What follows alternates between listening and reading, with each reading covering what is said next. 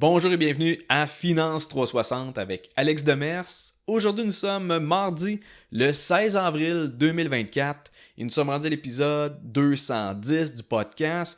Et dans l'épisode d'aujourd'hui, je vais vous parler du budget fédéral de 2024 et plus particulièrement, je vais élaborer sur les nouvelles mesures du gouvernement pour supposément faciliter l'accès à la propriété pour les premiers acheteurs au Canada. Et ensuite, je veux vous reparler de l'inflation parce que ce matin, on avait les données de l'IPC, l'indice des prix à la consommation au Canada. La semaine dernière, c'était l'IPC aux États-Unis. Et dans les deux cas, l'inflation semble vouloir repartir à la hausse. Donc, je veux vous parler de ça et surtout, en fait, les répercussions que ça peut avoir sur l'économie, les marchés boursiers, mais aussi sur votre cash et vos investissements. Donc, c'est un peu les sujets de l'épisode d'aujourd'hui. Mais avant de tomber dans le vif du sujet, je voulais prendre le temps de remercier tous ceux et celles qui sont venus me voir au Salon du Livre de Québec. Donc, c'était la fin de semaine passée. Ça a été une super belle expérience de pouvoir parler à des auditeurs en personne. J'ai été surpris de voir à quel point il y a du monde qui me suivent depuis longtemps, là, des années. Il y a du monde qui ont écouté en rafale les 200 quelques épisodes. Donc c'est sûr que d'entendre les gens me dire qu'ils aiment le contenu, puis qu'ils me trouvent intéressant, puis qu'ils aiment ça les sujets que j'aborde, j'ai trouvé ça extrêmement gratifiant et ça m'a motivé à continuer d'enregistrer mon podcast à chaque semaine. Donc, merci à tous ceux et celles aussi qui se sont procurés mon livre « Les règles du jeu ». N'hésitez pas à me donner votre feedback suite à votre lecture. J'ai hâte d'entendre vos avis à ce sujet-là. Et là, je vais commencer tout de suite avec le budget fédéral de 2024 parce que je pense que ça va être un gros épisode. J'ai beaucoup de choses à dire par rapport à tout ce qui se passe présentement. Donc, comme je l'ai dit au début de l'épisode, le gouvernement fédéral, le gouvernement du Canada, veut mettre en place des mesures pour faciliter l'accès à la propriété pour les premiers acheteurs. Et la première mesure qu'ils ont annoncée, c'est qu'ils ont l'intention de faire passer de 35 000 $ à 60 000 $ la limite du régime d'accession à la propriété, donc le RAP. Et ça, évidemment, c'est pour les personnes qui épargnent en vue d'une mise de fonds pour leur première propriété.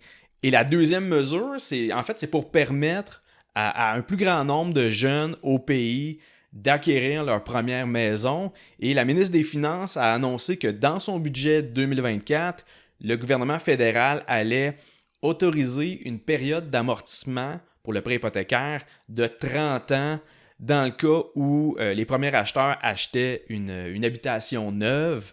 Et tout ça, ça a l'air d'être des super bonnes idées, des super bonnes mesures pour faciliter l'accès à la propriété.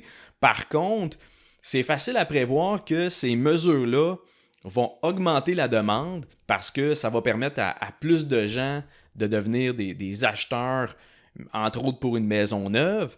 Sauf que là, la vraie problématique, c'est pas un problème du côté de la demande. La problématique, c'est du côté de l'offre. C'est-à-dire qu'il n'y a pas assez de maisons, il n'y a pas assez de logements disponibles. Et bien franchement, c'est là-dessus qu'on devrait se concentrer. Il faut bâtir des propriétés, il faut accélérer les demandes de permis de construction, faciliter le dézonage, etc. Actuellement, on voit l'inverse. En fait, au mois de mars, par rapport à février, les mises en chantier ont reculé de 7% au Canada. Donc, on n'est pas en train d'avoir une effervescence de construction de logements au Canada, au contraire.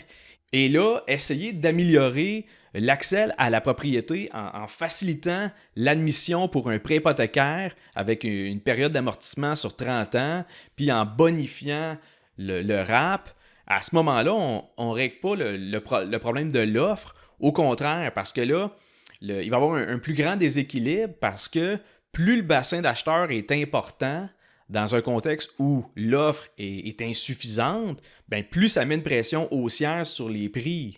Autrement dit, les mesures du gouvernement vont juste contribuer à accélérer l'augmentation du prix des maisons, des propriétés, et ça va empirer la flambée immobilière avec encore plus de surenchères.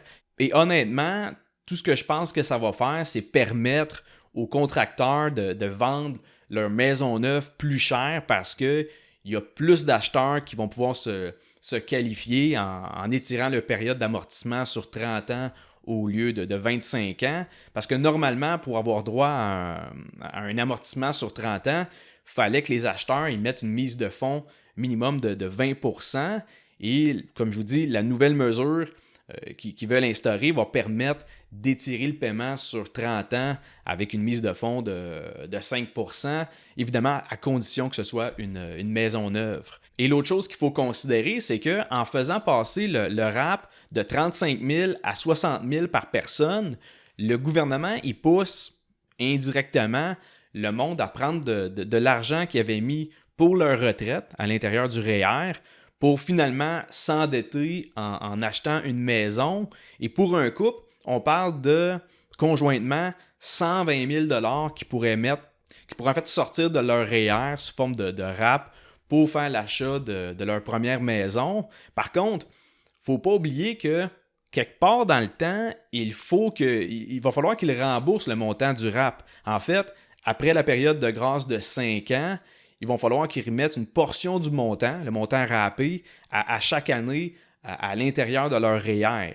Et à noter que la période de grâce avant, pour le remboursement, c'était une période de 2 ans et que là, avec le budget 2024, ils ont rajouté 3 années supplémentaires. En gros, maintenant, le monde qui ont rappé va avoir un délai de 5 ans avant de commencer le processus de remboursement du RAP dans leur REER.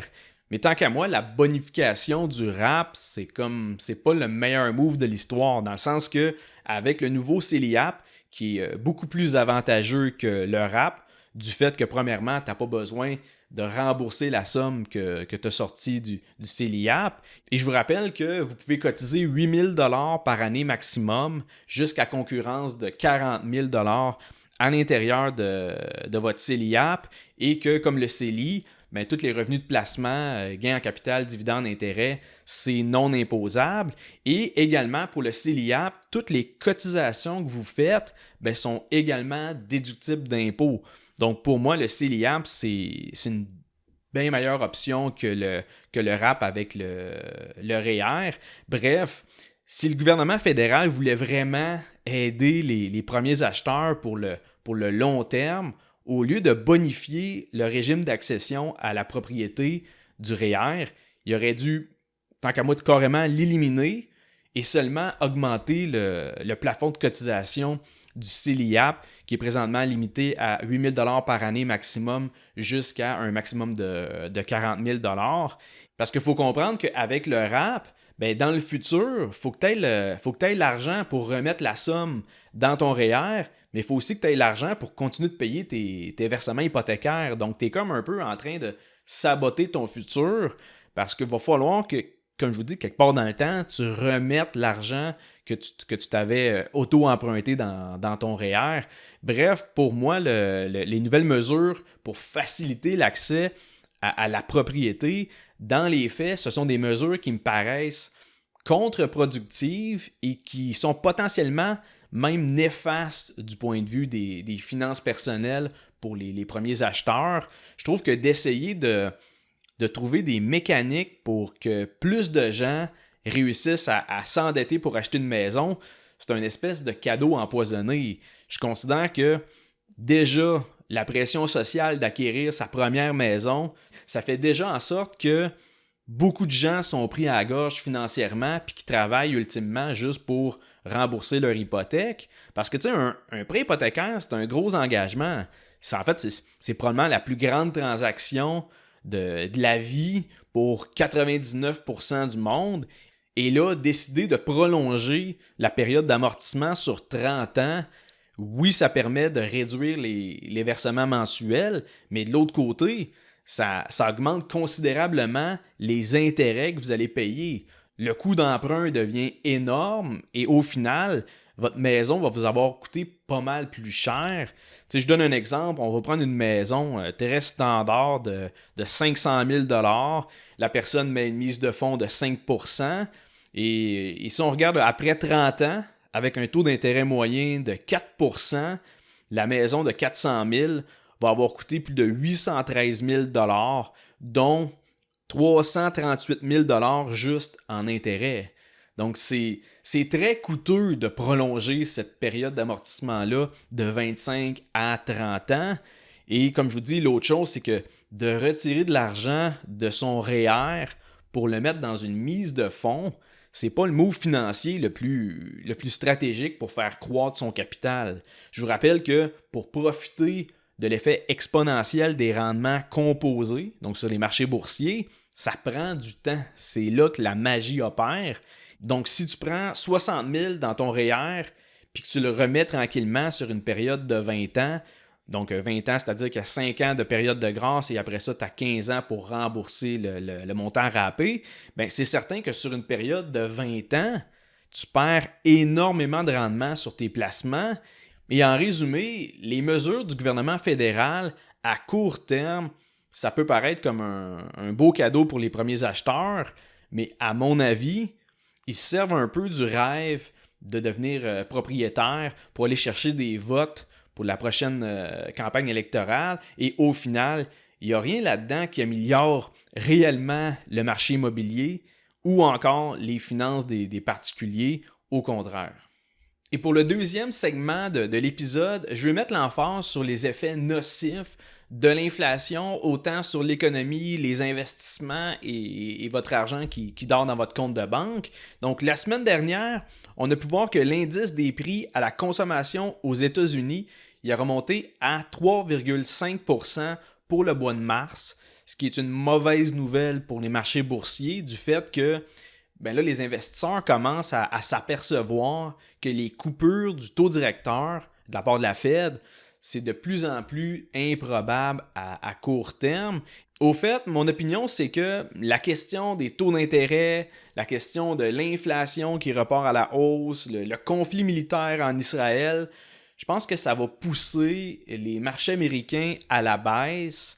Et je ne veux pas sembler alarmiste, mais j'anticipe une correction boursière d'une journée à l'autre. Au fait, l'inverse me surprendrait beaucoup. Je suis en train de surveiller un paquet de titres qui se rapproche tranquillement d'un prix d'achat que je considère comme une opportunité d'achat, une aubaine. Donc, je vais vous revenir là-dessus. Mais bref, j'anticipe qu'il y ait une baisse du côté des marchés boursiers, particulièrement aux États-Unis. Sinon, de notre côté, ce matin, c'était l'indice des prix à la consommation pour le Canada. Et en fait, c'était pour le mois de mars. Et on a pu constater que l'IPC est passé de 2,8% en février à 2,9% en mars. Donc, c'est une très légère augmentation si on regarde ça sur une base annuelle, donc comparé mars 2024 à mars 2023. Par contre, si on regarde la hausse sur une base mensuelle, c'est-à-dire d'un mois à l'autre, on parle d'une augmentation de 0,6% pour le mois de mars. Et si on prend ça et qu'on l'annualise, c'est-à-dire qu'on prend la hausse mensuelle et qu'on la multiplie par 12 mois, on aurait un taux d'inflation annuel de 7,2%. On s'entend, là, c'est de l'extrapolation. Et dans ce calcul-là, on assume que à chaque mois, l'IPC va augmenter de 0,6%. Ce serait très surprenant, très inquiétant aussi.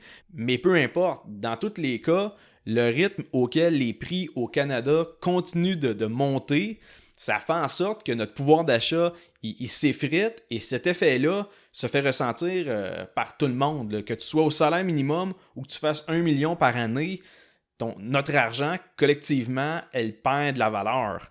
Donc, d'après moi, ce qui va arriver, c'est que dans les prochains mois, les banques centrales, donc la Banque du Canada, la Fed, vont prendre la décision de redéfinir leur barème en termes d'inflation et que leur nouveau standard, pour le taux d'inflation annuel, ça va être autour de 3%.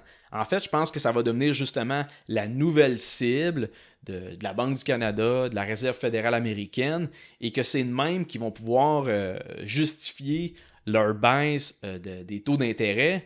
Je suis de l'avis qu'on va devoir s'habituer à vivre avec un taux d'inflation dans les environs de 3% et que malheureusement, ça va devenir le nouveau normal. D'ailleurs, je tiens à attirer votre attention sur l'environnement économique au Canada, mais plus particulièrement au Québec. L'environnement se rapproche dangereusement d'un phénomène de stagflation, c'est-à-dire une période de stagnation économique combinée à un taux d'inflation élevé. En d'autres mots, l'économie québécoise n'affiche pas de croissance, le taux de chômage augmente et en même temps, les prix autour de nous continuent de monter. Vous pouvez en déduire que ce n'est pas un contexte économique qui est très intéressant et j'ai l'impression que déjà, il y a certains ménages, certains travailleurs, certains propriétaires de dirigeants d'entreprise qui ressentent déjà l'étau se resserrer sur leurs finances. Et c'est important de comprendre que la pire chose à faire, c'est de rester passif puis de regarder son cash perdre la valeur dans ses comptes de banque, autant pour les particuliers que pour les entreprises. Avec le taux d'inflation qu'on connaît présentement, c'est crucial de faire travailler son argent, c'est-à-dire qu'il faut la faire fructifier à coup de gains en capital, de dividendes ou d'intérêts. Et la beauté pour ceux qui ont de l'épargne, c'est que présentement, les taux d'intérêt sont élevés. Quand tu es endetté, c'est plate. Mais à l'inverse, si tu es un épargnant et que tu as du cash à investir, ben les taux d'intérêt plus hauts, plus élevés, ça te permet de générer des meilleurs rendements. T'sais, encore aujourd'hui, on peut voir des CPG pas loin de 5%. Il y a aussi des FNB qui offrent des versements d'intérêt à chaque mois, des versements d'intérêt élevés également. Mais bref, il y a différents outils, différents instruments financiers qui vous permettent d'obtenir du rendement sur votre capital. Logiquement, de mon côté, je fais de l'investissement en bourse. C'est avec les actions que je vais me hedger contre l'inflation, surtout avec des compagnies qui peuvent augmenter leur prix. Donc, à ce moment-là, l'inflation monte, mais leur prix augmente en conséquence. Les bénéfices vont suivre. Donc, c'est un bon hedge face à l'inflation. Il y a d'autres investisseurs qui ont décidé d'opter pour des lingots d'or. Donc, on a pu voir le prix de l'or monter en flèche depuis quelques semaines. Donc, c'est un autre edge face à l'inflation. Et l'élément fondamental à considérer avec tout ça, c'est la notion, en fait, de rendement réel. J'en ai déjà parlé dans le passé, mais je pense que ça vaut la peine de le répéter encore une fois. Pour calculer le rendement réel, c'est-à-dire en termes de pouvoir d'achat, il faut prendre votre rendement annuel et soustraire le taux d'inflation annuel. Donc, par exemple, si l'année passée, votre rendement a été de 10% et que, disons que l'IPC a augmenté de 3% durant la même année, bien, le rendement réel de vos investissements, c'est 10%, moins 3%, ça donne 7%. C'est le rendement réel. Donc, le rendement réel fait référence au rendement, mais en considérant la perte du pouvoir d'achat qui découle de l'inflation. Et durant les 10-15 années avant 2021, avant qu'il y ait une résurgence de l'inflation, la perte de pouvoir d'achat était quand même négligeable parce que c'était en bas de 2% par année. Mais là, dans les 3 dernières années, le taux d'inflation annuel il a été de 3,4% en 2021, 3,9% en 2023 et on a atteint un sommet durant l'année 2022 lorsque l'inflation a atteint 6,8%. Donc on s'entend que sur 3 ans, ça commence à avoir un impact qui est significatif sur vos rendements en bourse et évidemment, ça a aussi beaucoup d'impact sur votre argent, l'argent qui dort dans vos comptes de banque, dans un compte chèque, dans un compte qui n'a pas d'intérêt, pas de rendement. Et comme je vous dis, au fil du temps, votre pouvoir d'achat diminue et avec des niveaux d'inflation qu'on connaît en ce moment, ne rien faire fait en sorte que vos dollars durement gagnés valent de moins en moins et vous permettent d'acheter moins de choses. Donc, c'est pour ça qu'il faut prendre action et trouver une manière de faire fructifier son argent. De mon côté, vous pouvez le deviner, j'opte pour l'investissement en bourse. J'ai vraiment un portefeuille qui a une exposition majoritaire aux actions, mais du côté personnel, j'ai également des CPG. Mon encaisse est investie dans des FNB qui génèrent des intérêts mensuels. Donc, il n'y a pas d'argent nulle part qui est laissé à dormir puis qui subit l'inflation mois après mois. Donc, comme je vous dis, c'est une notion essentielle de comprendre que l'inflation est là. Elle est là, à mon avis, pour durer. Et je pense que c'est important de se conscientiser sur la possibilité qu'on est maintenant dans une nouvelle réalité économique avec un niveau d'inflation plus élevé, des taux d'intérêt plus élevés et potentiellement un ralentissement économique qui se bâtit en arrière-fond. Donc, avec des pertes d'emploi, un taux de chômage qui grimpe. Je ne veux pas paraître très pessimiste, mais c'est ce que les faits, c'est ce que les données économiques me disent. Donc, il faut être prêt à ça et il ne faut pas se mettre la tête dans le sable en espérant que tout se passe bien. Donc, je vais terminer l'épisode là-dessus. J'espère que vous trouvez le contenu pertinent. J'espère que ça amène des pistes de réflexion. Et si vous aimez le podcast, laissez un 5 étoiles sur Spotify, laissez une évaluation sur Apple Podcasts ou abonnez-vous sur ma chaîne YouTube. Et nous, on se revoit mardi prochain pour un autre épisode de Finance 360.